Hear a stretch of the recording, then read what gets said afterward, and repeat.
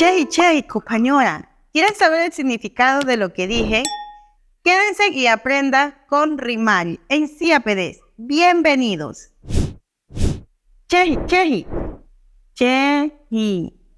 Chehi. ¿Qué significa venga, venga? Lo utilizamos para llamar a alguien. Por ejemplo, me voy al mercado y las vendedoras me comienzan a llamar. Chehi, chehi, venga, venga.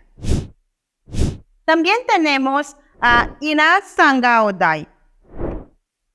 Ina sanga odai. ¿Qué significa y ahora? ¿Y ahora qué hacemos?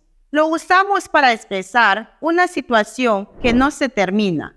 Por ejemplo, estamos en una minga comunitaria y se nos termina el material. Decimos, ina sanga odai.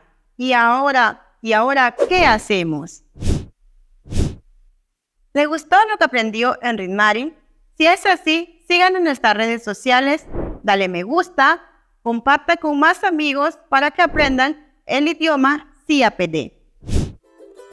Valoremos nuestra cultura e idioma ancestral, así lo mantenemos vivo.